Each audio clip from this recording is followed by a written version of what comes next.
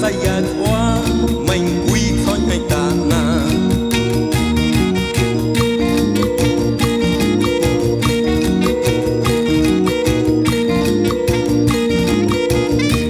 nên tâm chiếu chạy mà lên oya ho na kil oha nên tâm chiếu chạy mà lên oya ho na kil oha ya ti con ya na kenge now Chala neta loya seikatsuya Yati con ya na kenge now Chala neta loya seikatsuya Hãy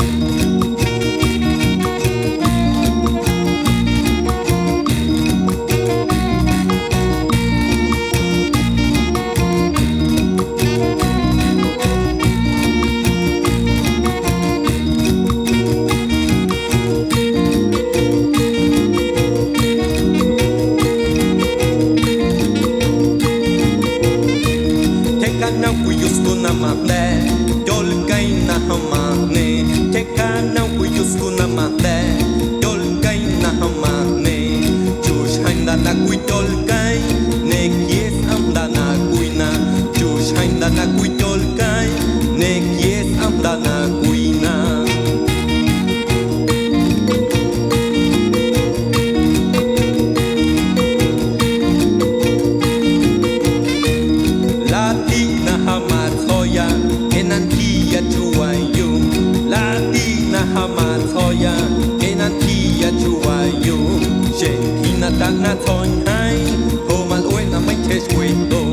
Ghiền Mì Gõ để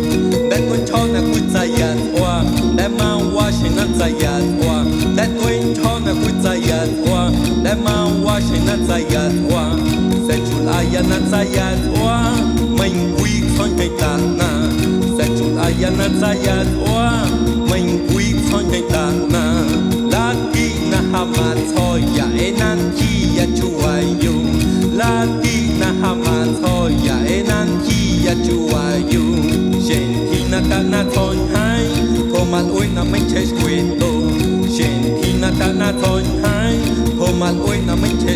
lỡ